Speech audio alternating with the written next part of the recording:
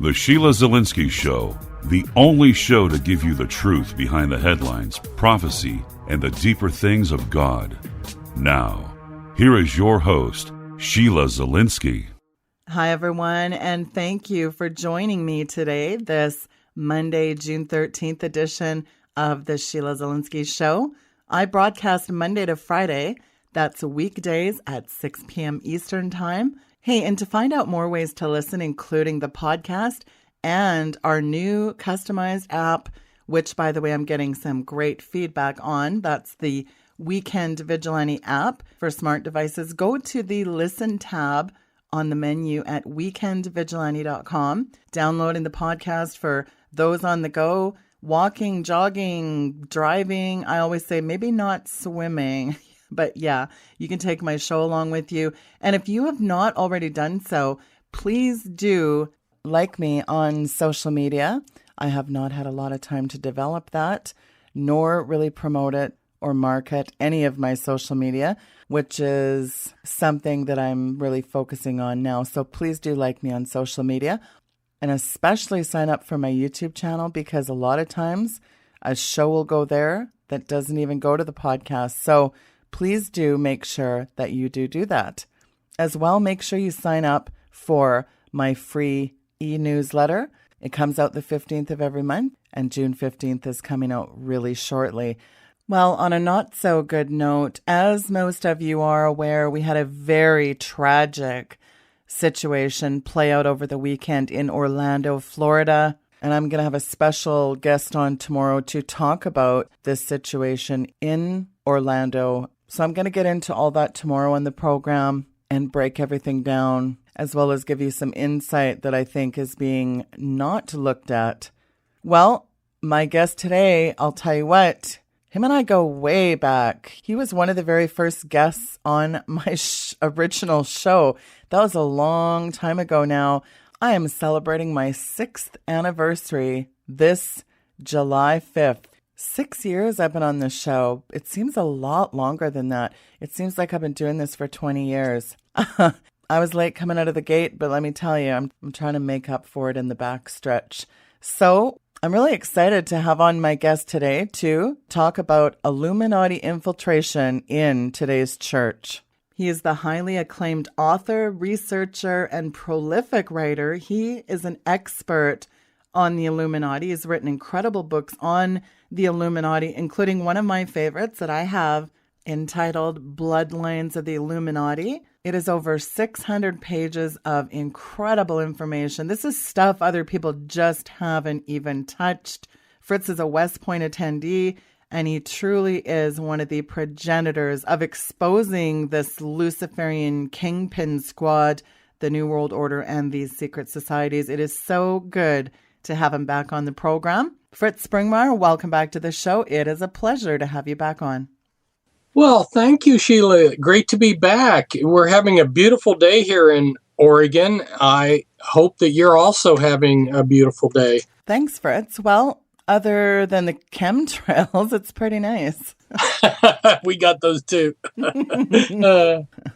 Well, speaking, Fritz, of evil, where I want to start off with here is, of course, everyone's heard the term Illuminati. For some of the new listeners that don't really have as much familiarity or get really what is the Illuminati, what the Illuminati is, just give those people a real run through, because it's not just generational satanic families. We talk about these bloodlines going, all the way back to antiquity, Mesopotamia, ancient Babylon, ancient Egypt, ancient Greece. People say, well, when did the Illuminati take over? But they never really did take over. Get into that, Fritz. Yes, they're the ones that built our system. If you look at all of the different systems that we have, you've got your political system, which is the state, which produces order, and you have the healthcare system. And then for values or to learn, you've got your educational system, your media, which is controlled by corporations, but very tightly controlled by a few people at the top, as well as the intelligence agencies like MI6, CIA, and so forth, play a big role in our mass media. They have built these systems, and if one goes in and does a study of who are the string pullers, who are the decision makers, like in a nation like the United States, there's only a small group of real decision makers, 7,000. And these people know each other, they're related to each other, they're in the same fraternal organizations, and ultimately they all tie back to the mother of secret societies, the Illuminati, which another way of describing it for those who are Christians, they will understand this basically is Satan's organization to control the world. Absolutely. I love what you said one time in my show. You said Freemasonry is like the glove to the hand of Illuminati. I thought that was a really good analogy. Now, Freemasons that connect back into the Illuminati, they sort of created these organizations like Mormonism, Jehovah's Witness, other ecumenical movements, this whole interfaith thing, which we're going to get into. Because, it's funny. It's not like, when did the Illuminati subvert the Mormons or the J-Dubs? The reality is they created these organizations, didn't they?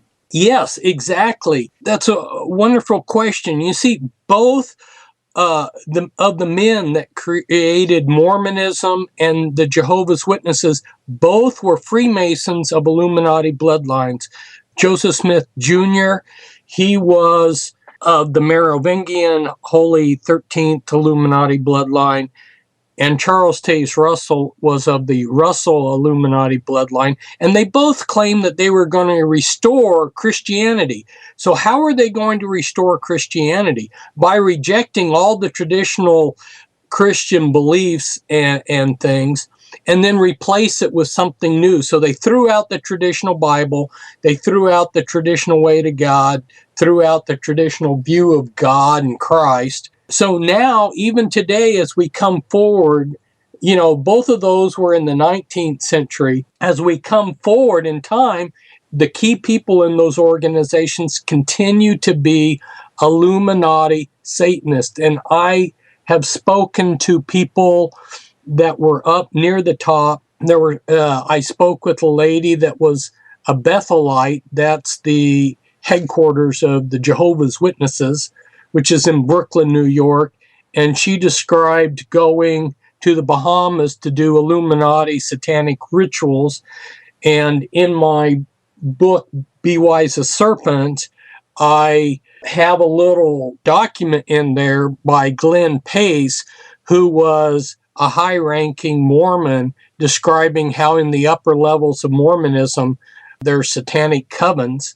So we look at these organizations, and it's more than the Jehovah's Witnesses and the Mormons, but a lot of the Christian organizations were created by the Illuminati and the Freemasons.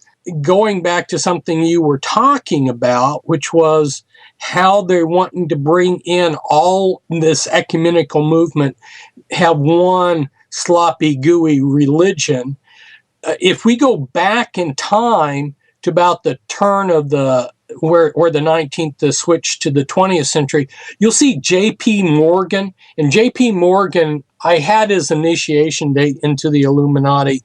Off the top of my head, I can't remember it exactly, but we're like talking about 1890 or something. After he was initiated into the Illuminati, he came out with a program.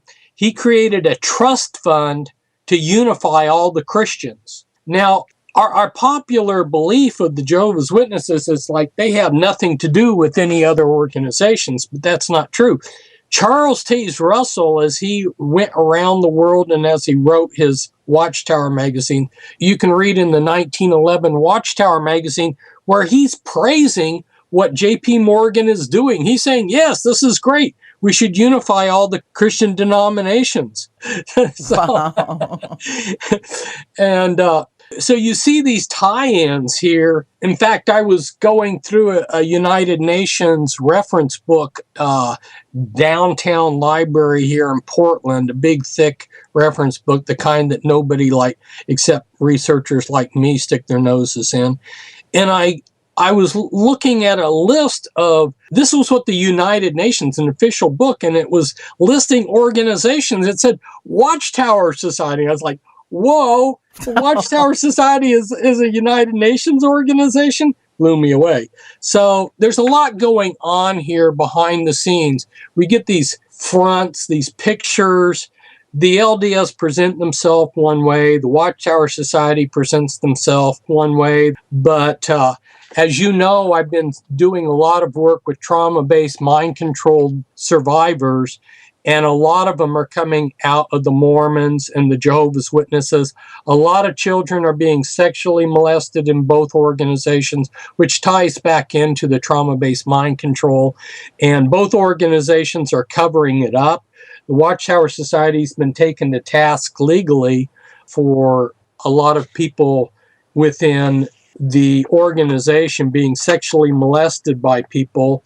In fact, when I was investigating, because I have attended both Kingdom Halls and Mormon churches. I investigated both from the inside, got to know their people, got to know how they think, read their literature. When I was doing the investigator class with the Mormons in the Mormon church, the man who was teaching it was arrested for child molestation. So, I know a lot of this stuff, not only as a researcher, but I've rubbed shoulders with it and seen it firsthand and met a lot of the people that have been hurt by these organizations, and know firsthand from working with Illuminati kingpins that their goal is to unify all the religions and bring it into a one world religion, which when you read Alice Bailey in her book, Externalization of the Hierarchy, she gives the blueprint right there, Sheila. Oh, yeah. She's real clear. She says, on the spiritual level, Sanat, which is scrambling of Satan, is going to rule. On this earthly level, it's going to be Lucifer. Lucifer, exactly. And that's also echoed in Morals and Dogma by Albert Pike, his good old 861-page volume of lecture on the esoteric roots of Freemasonry, well, specifically the 32nd Scottish Rite. And that book was given to every Mason completing the 14th degree, so it said. And then, of course, you've got good old Helena Blavatsky, the occultist spirit medium who co-founded the Theosophical Society in 1875. I cover that in my book. Oh, yeah. Yeah, there's no doubt that it's Lucifer. And what's really interesting, I think this is good for people to know that are listening, if they don't know this, is you were a missionary trying to minister to the Mormon and the Jehovah Witnesses. And I remember when you were at Bethel Library, you were pretty stunned when you were doing your research for your book, Be Wise as Serpents. Now, let me ask you this question, Fritz. What was the most shocking discovery as you were researching that book? Wow. When I was a missionary to bring Jehovah's Witnesses to Christ, my boss, John, bought a copy of the Be Wise as Serpents book. And then like a month later, I was in his living room and he said, Fritz, I can only read this book 5 pages at a time because it's just full of emotional bombshells, It is. It's just like what really startled me, Sheila, was I got into reading extensively what the Watchtower Society had put out. And I think maybe what shocked me the most, because when you go out and you're talking to Jehovah's Witnesses, they will pull out these books that they have. It's changed from year to year, but but the pictures are pretty much the same. They'll have this picture of supposedly a paradise where you see this lamb and the little girl and people with different cultural costumes on. And it's a nice, beautiful day like it is today. And this is their picture of God's new earth, and it's all idyllic, it's a utopia. But then when you actually go in and read what the Watchtower Society says about this new world, that's very shocking. And I accumulated that into a chapter in the Be Wise the Serpents book called The Watchtower's Mein Kampf, because I was shocked. In this one place in the Watchtower material, it said that the occult is going to rule the new world. What? The occult? I thought we were Christians. The occult's going to do this? And then in another place, they said that there's going to be these squads go around and make sure of mind control, that anyone who's not thinking right will be eliminated. They talked about how many people would be wiped out, that there would just be, it was like worse than the Stalinist Russia when you put it all together, I mean, all these dead people and one thing that relates to what I was recently writing about, I recently wrote an article on transgenderism. And I wrote, when I was in college back in 1986, I wrote a 19-page paper where I did extensive research on transsexualism, which is now called transgenderism, which it wasn't the big political issue that it is now in our day now. But what was interesting is in the Watchtower material, they said that once the Earth has enough people for this new world order, that reproductive powers of the people would be taken away and everybody would be unsexed and the government would control reproduction. Wow. I mean, when you read, actually, if you take the different parts, it's not all together. It's in this Watchtower, it's in this book, it's in that. But when you assemble all the little parts, you get something that sounds like it was written by the Illuminati, I mean, it's like, whoa. In one of their books, they say that you have to take a mark on your forehead if you're going to survive into this new world. What? And they actually show a picture of this guy getting a mark on his forehead. Wow. It's like, whoa. and then in another place they go, there's not going to be any tears allowed to be shed for any pain. What? I mean, this is like mind control like you never could believe. You're going to have to submit in their paradise. If all of the Jehovah's Witnesses could read what their own society, what I assembled from their own society, I mean, they compared the New World Order, their new world, to the French Revolution, Sheila. French Revolution? Does anybody here, is anybody awake, thinking as they read this? This new world is going to be like the French Revolution? That's where people's heads were being guillotined. Oh my goodness. Yeah, so that was shocking. I was like, oh my, I can't believe this. And it's right there. But all these Jehovah's Witnesses who are under this low-grade mind control that they're subservient to their theocratic organization, it's like the wheels aren't turning upstairs. It's like the elevator's not going to the top. They read this stuff and they don't put the pieces together and it doesn't click. I mean, French Revolution, that was in one of their more recent, that was in Awake in 1989 that they came out with that. So that's fairly recent. I mean, for me it is. I mean, a lot of people that are youngsters, that was maybe before they were born. But are people thinking?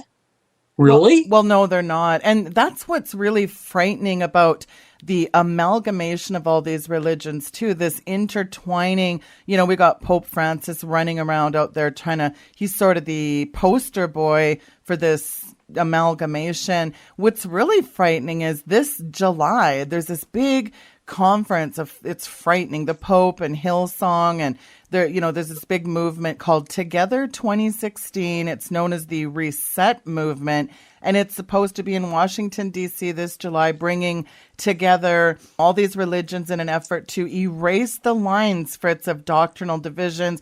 And it says right on their website, they're uniting pastors, Christian leaders from all denominations, backgrounds to join in their 1 million people in hopes of inspiring true revival in America. And this so-called revival is bringing Assemblies of God, the Southern Baptists, the Pentecostal Charismatic Heads, the Grace Communion International. You've got, Hillsong, Carrie Job, Francis Chan, Ravi Zacharias, Jeremy Camp, all these real loosey-goosey, loosely knit, unaffiliated network of leaders who supposedly share a common vision. But in reality, I don't think the Holy Ghost shares a vision. I don't know what spirit's behind this, but, you've got this, from supernatural signs and wonders, you have dominionism, you had that latter rain movement, Joel's Army, the 7 Mountain Mandate, third wave revivalism, IHOP, you've got Bill Johnson's Bethel Church, the Hillsong. I mean, it's all part of this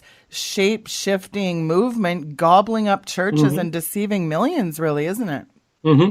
Exactly. And going back to tying this into what I just mentioned there was, Morgan set up this trust fund, this Illuminati kingpin. I mean, it's no surprise if anybody knows who Morgan is, J.P. Morgan. And in fact, the bank's named after him, He set up this trust fund to unify the churches. Well, out of that trust fund came the Federal Council of Churches. So in my Be Wise as Serpents book, I am documenting how all these leaders of the Federal Council of Churches were Freemasons. From that, they dropped off they changed it to the National Council of Churches. Notice that Christ is not involved in the name. So then I listed all these people that were, some of them Illuminati, some of them Freemasons, that were involved. Like John Foster Dulles was involved with both the Federal Council of Churches and the World Council of Churches, the National Council of Churches. So they evolved this thing up to, during World War II, they started creating the National Council of Churches. And again, it was a bunch of Freemasons that were involved in this, including people like, J. Edgar Hoover and like I say, John Foster Dulles, whose brother was running the CIA. And so you start seeing them participate with, where they were sending money into Africa to fund communism, which interestingly, in the older Watchtower societies, because Charles Taze Russell's wife was a socialist and her father was also a Freemason, and she helped write a lot of the Watchtower articles, you'll see that they say that communist socialists are going to help God bring in the new world, this utopia. Well, that's weird. So definitely along that lines, you see the World Council of Churches, which also ties into Freemasonry, because Freemasons have been involved behind a lot. So have the intelligence agencies, which are basically cults. All of these are, like you were saying, gloves of that invisible hand. So the intelligence organizations, Freemasonry, some of these other fraternal organizations like the Jesuits, they're all gloves to this invisible hand, reaching out, creating all this revolutionary chaos. And we still have that going on today. So you have ISIS being created by MI6, CIAs, and then, of course, ISIS got into the news where they had this guy go into this gay bar there with this humongous body count. And I'm wondering, when the guy comes into this gay bar, they always pat you down. So what did they do? Just look at his assault rifle and say, oh, well, let this guy in, it doesn't matter, or what? I mean, how do you walk into a bar with an assault rifle? I don't know. Yeah, there's a lot of questions around that whole scenario that I'm going to get into tomorrow that really are very suspicious, especially when you look at his background. But yeah, you brought up a really good point in terms of ISIS being made, which really ties into organizations being created for these devilish purposes, right back to what we're talking with the ecumenical movement, the interfaith movement, which, by the way, Billy Graham's been a strong proponent of, who I learned from you was a 33rd degree Mason. You know, here's this beloved TV evangelist leading thousands to Jesus Christ. He really became the sort of leading advocate for ecumenism. But what was really interesting is he's also been very active in the Catholic Church. Now, what's frightening is you've got Pope Francis, running around out there. Christians and Muslims are brothers and sisters, and urges dialogue with Islam. He was signaling a new course for the papacy. We got to get with the times. Be hip, be cool. Hey, atheists, you're all good to go. Just do what you think's right. He compares Jesus' Great Commission to ISIS a few weeks back. Pope Francis said recently it's important to intensify dialogue among religions, whether it's any of these, the Catholic Church, the Knights Templar, the Jesuits, the Knights of Columbus. It's pretty clear the Pope is getting his marching orders from the Illuminati, isn't he? Oh, yeah, exactly. And that's exactly what they do. In fact, I know exactly the medium that they use at the United Grand Lodge there in London is where they funnel their instructions. The instructions are then sent out to the heads of, like, the chief rabbi there in Jerusalem and the Grand Mufti in Egypt and Billy Graham and then the Pope. They all get direct orders from this United Grand Lodge. A lot of people think that the Catholic Church that's where everything's coming. They see the Catholic Church under every rock. Well, that dialectic was created by Adventism, and that's one of the things I exposed in the Be Wise to Serpents book, is the Adventist movement got started by William Miller, who was a high-ranking Freemason, and Charles Taze Russell came out of the Adventist movement. So you had a lot of Masons in the Adventist movement, Illuminati people in the Adventist movement, and they created this dialectic that the Catholic Church is evil and Freemasons are good. So the second person in charge of the Watchtower Society, because Charles Taze Russell was the first president, but the second one, he was called Judge Rutherford. He and Charles Taze Russell were Joseph Rutherford made all the decisions for the Watchtower Society for 60 years. And during Joseph Rutherford's reign as dictator, they were very buddy-buddy secretly with the Freemasons. They oftentimes, when they would set up a new congregation of Jehovah's Witnesses, they would use the local Masonic lodge, the Masonic Hall, for their meetings. In fact, they were still meeting in Masonic halls in some places in the world, even when I started writing my books in the 1990s. But they had this thing, the Catholic Church is evil, but Freemasons are okay. This is that false dialectic that the Adventists have made. Unfortunately, Sheila, as you are bringing out here, this, as you say, this kumbaya, love all the false doctrine thing, that Billy Graham and all the rest of these ecumenicalists are doing, evil isn't just in the Catholic Church. It's spread out all over. I mean, there's enough to go around to everywhere. And so these organized Christian groups, how many groups did not join of the Christian denominations, the World Council of Churches? Practically no one. When Billy Graham comes to an area, all the churches are just eager to give him thousands of dollars, and participate with his crusades. So you don't see Protestantism, you don't see Catholicism really standing up to this ecumenicalism that you're talking about. Now, why is this important? And I'm going to interrupt my train of thought here to to explain that. Because, Sheila, a lot of people are going to be listening to this and they're going to think, well, Sheila, Fritz, in this day and age when there's not very many Christians left, which isn't quite true. But anyway, it seems like we're under siege and we need all of the help, and we need to hang together. So we need to be buddies with the Jehovah's Witnesses and the Mormons and the Episcopalians that are marrying gays. And we need to stand together because look at this overwhelming evil. If we don't buddies up, they don't understand Christ. And that's what this whole thing that I'm talking about is about Christ. What did Christ teach? What did Christ symbolize? And what do these organizations symbolize? They're really antichrists. You agree with me, Sheila? Absolutely, 1,000%. Yeah, they produce false Christs. It's just like you were talking about the charismatics, A lot of those charismatics, they got some weird ideas about who Christ is, who God is.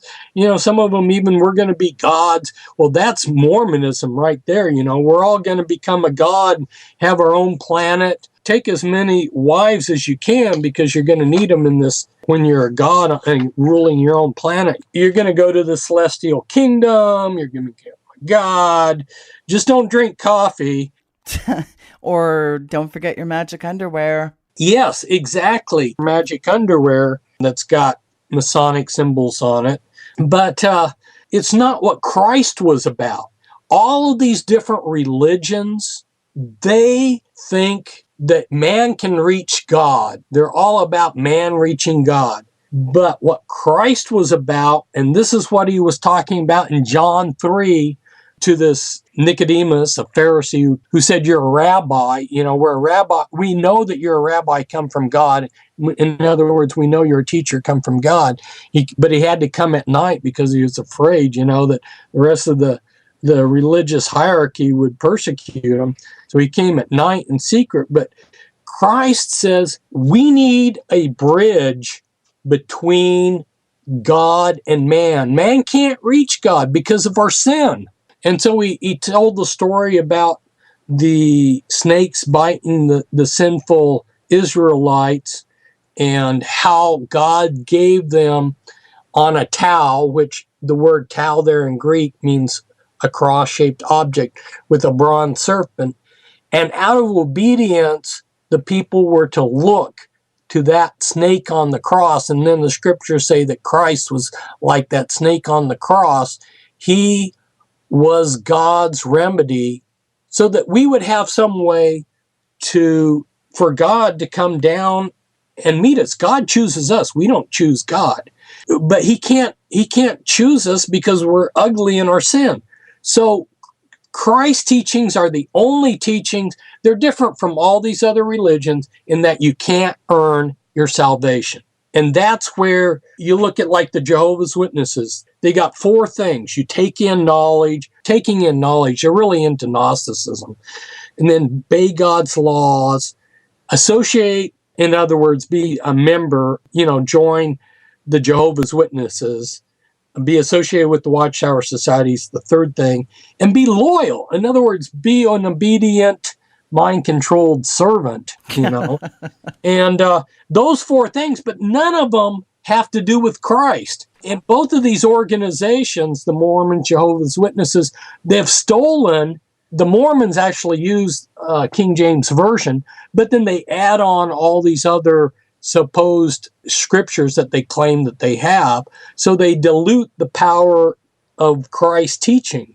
So Christ taught us, which I know you know so well, Sheila, that we're to love our enemies, we're to forgive those who do something wrong against us. This loving and forgiveness, this is something that you don't see in these religions. It's being lost in these mainstream denominations too. It's why I quit West Point. Was the problem that I saw was as Christians weren't taking Christ's teachings about loving our enemies seriously. You had Lutherans going to war against Lutherans, Baptists killing Baptists. I mean, come on, isn't our brotherhood stronger than going to war for these false pretexts that the Illuminati set up and create. Our service to Christ should be stronger. And there were things that the Mormons did early on. The Mormons and the Jehovah's Witnesses both have this persecution complex that, oh, we're persecuted, the whole world's persecuted us. And in early Mormon history, there was a lot of persecution, but go back and look at why. It's because they were running counterfeit rings. Their Danites, which was an assassination squad, were going around assassinating people they didn't like. They were doing all kinds of stuff that just ticked everybody off, including up to the Mountain Meadows massacre. We just had this massacre in this gay bar, but people have forgotten what the Mountain Meadows massacre by the Mormon Church, which we know now, they found documentation in 1999 that conclusively linked it back to Brigham Young, which everybody with any common sense knew that he had ordered this. But what happened was, in 1857, it was the largest, most wealthiest, well-planned out wagon train of immigrants that were going to California. And when it came through Utah, the Mormon militia surrounded it at an ambush site, and they put it under siege for 5 days. And then under a flag of truce, they lied to the immigrants that they would give them free passage. And as soon as the immigrants gave up their weapons, they took all the men and women and children, separated them, and killed them. There were 17 little children that were infants, ages 1 to 6. Well, the count varies because all of these children weren't recovered, and some of them were killed later in the families that adopted them. So there might have been maybe up to 20 or 30. 17 may not have been. That was what was later recovered. But the older of these, the 5-6-year-olds, they remembered how the Mormon militia came in and shot their parents right in front of them. So they didn't forget that, even though they had to keep quiet about it until several years later when the federal government managed to track them down and free them from the Mormon. But the Mormon militia brutally, I mean, this is no different than ISIS. What we see on ISIS, beheading people and just raping, the Mormon militia took some of the girls and raped them before they chopped their heads off, and just brutal stuff like this when they massacred these innocent. They were just innocent. They hadn't done anything. They were just traveling through Utah. And then they ripped them off. I mean, this was an incredibly wealthy wagon train with a lot of gold and stuff. They gave most of the stuff to the church, although some of the individual militia, they took some of the loot for themselves. But this attitude, this kind of a mentality, an ISIS mentality, if I told people that there were Satanists running ISIS and that the intelligence agencies helped create them, I mean, nobody's surprised. Well, likewise, it's the same thing with these organizations. They interlock with the Illuminati, with the intelligence agencies, and they're busy carrying out the satanic rituals.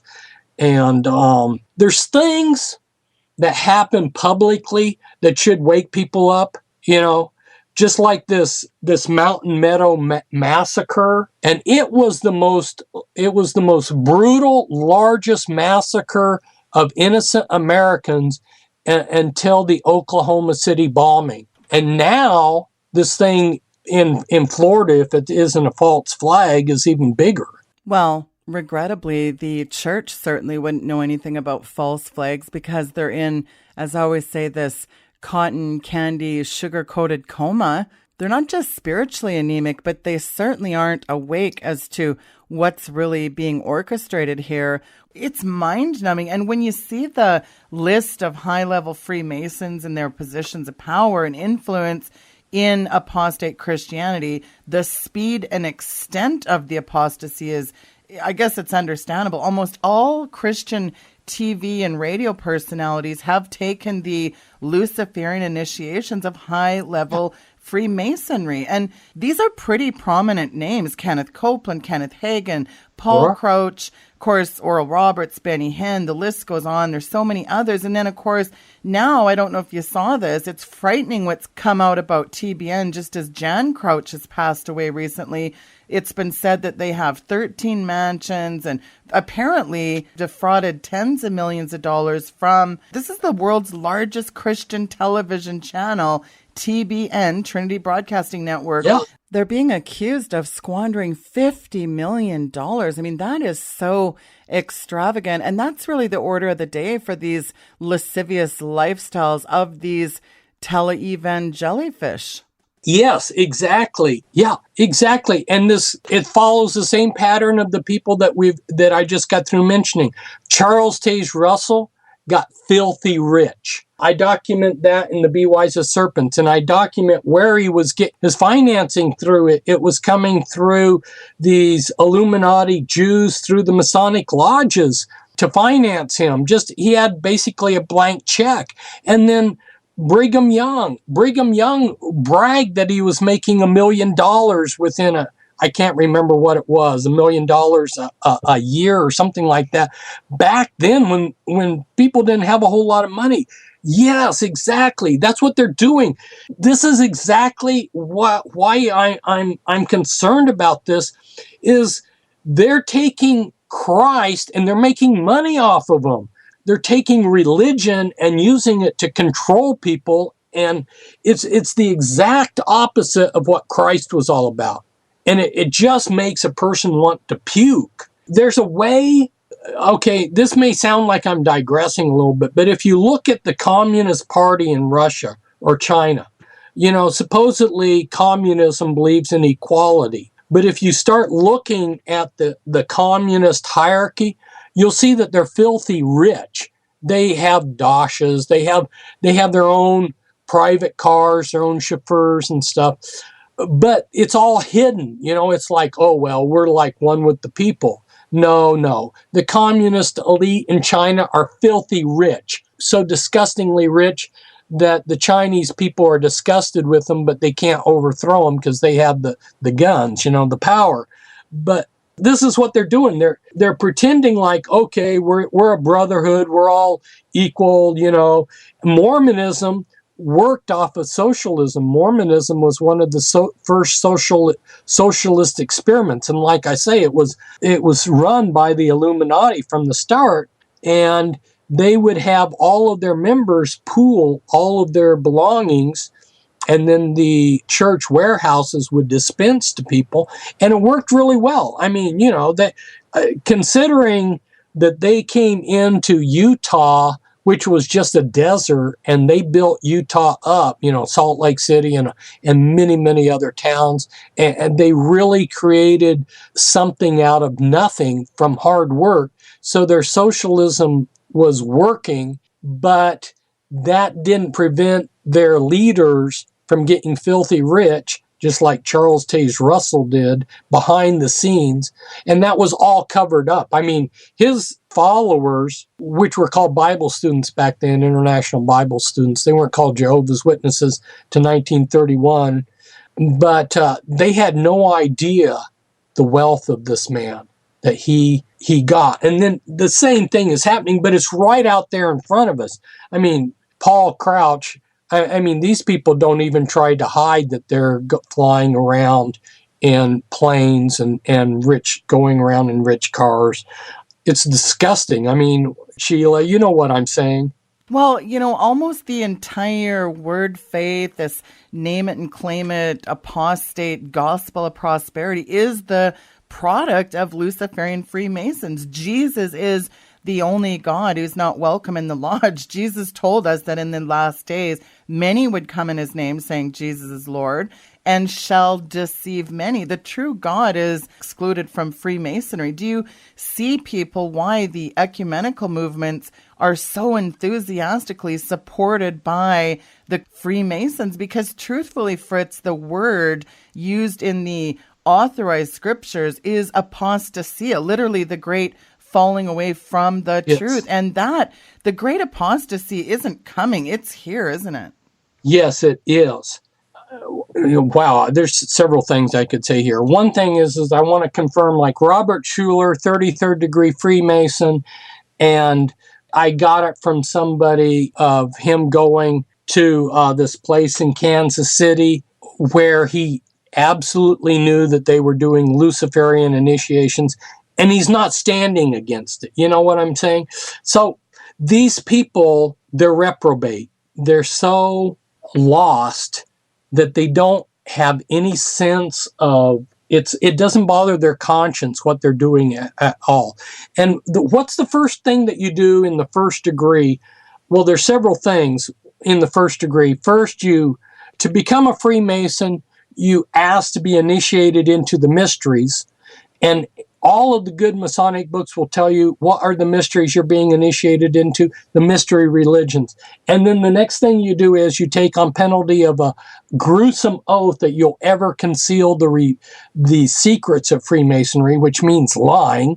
And then also in the first degree, they ask you this question: in your present condition, what do you desire most? And the proper answer, and you can see this in Duncan's ritual book, light. So when you go and you read Charles Taze Russell and you were asking, what did I see when I was studying? Well, when I was reading his writings, I kept coming upon him saying, light, light, light, light is important. Well, these other people listen to him, and you'll hear their buzzwords. They'll say some of these buzzwords, and that will be a tip-off. Some of these people like Robert Schuller, Norman Vincent Peale, listen to Norman Vincent Peale. He'll use the word light. These people will slip in these buzzwords, and you'll see what they're all about. They leave little clues what they're all about, besides saying some weird things about Christ. Well, and what's frightening is I was reading recently, they say, and this is in the Scottish Rite, they actually state this in their own publications, Fritz. They're saying it's as close to 1 out of every 4 adults in the United States comes under the influence of Freemasonry. That's frightening, isn't it? Yeah. And it's I don't want to harp just on Freemasonry because they're kind of being phased out. They've got so many, there's other things besides Freemasonry that are controlled by, like you were saying earlier, they built the system. The teachers organization, what is it? The the National Education Association. That's what I was trying to say. NEA. NRA was in the front of my mind. I was like, no, that's not right. NEA. That's because they're so often trying to take the guns. That's the National Rifle Association. Yeah, you're right. Exactly.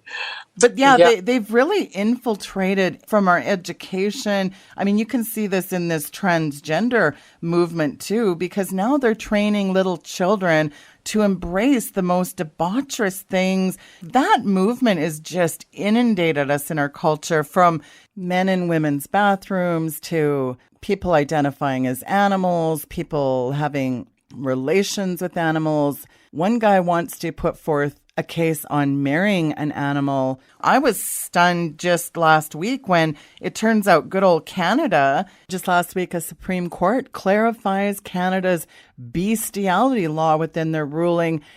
I mean, the lunacy, the madness has reached epic proportions. I said last year on a show to Pastor Mike Hoggart, I said, I'm going to start the Gomorrah Gazette, but it is frightening, isn't it? It is. And when United States and Canada have so many vital, important issues, and when your Supreme Court decides that the issue that they want to look at is this pedophile who would smear stuff on his daughter's genitalia so we could film dogs. Yeah.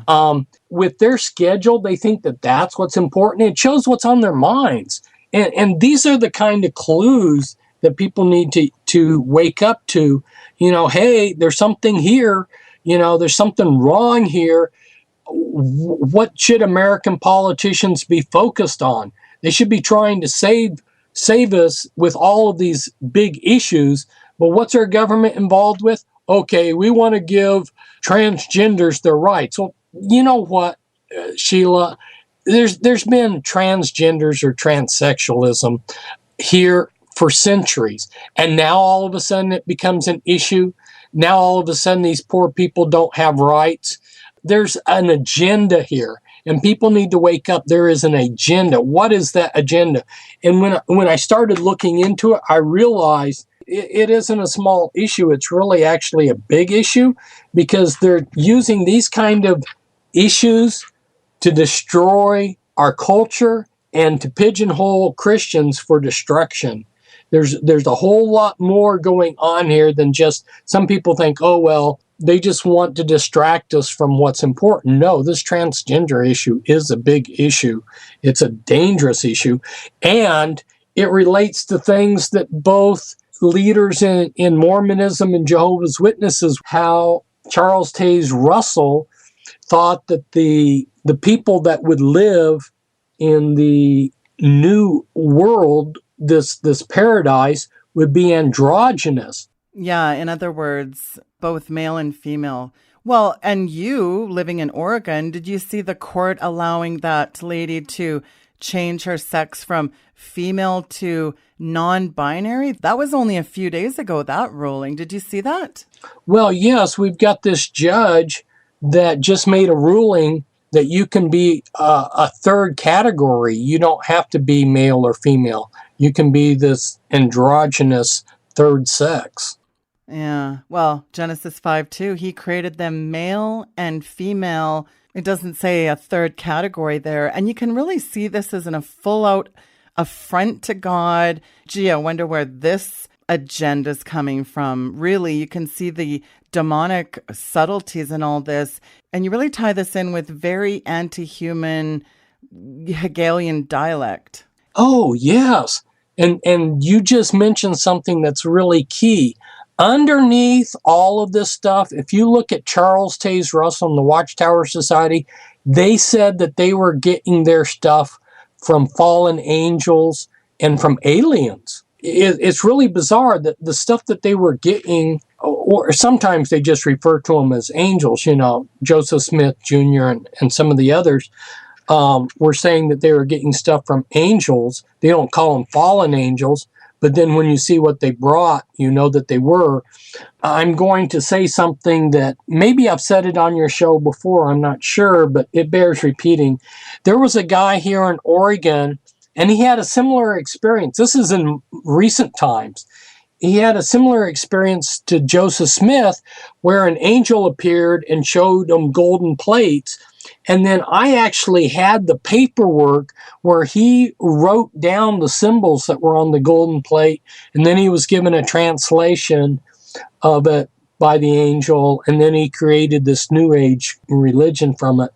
Well, he went to your country. He went up in the Calgary area and created this New Age commune.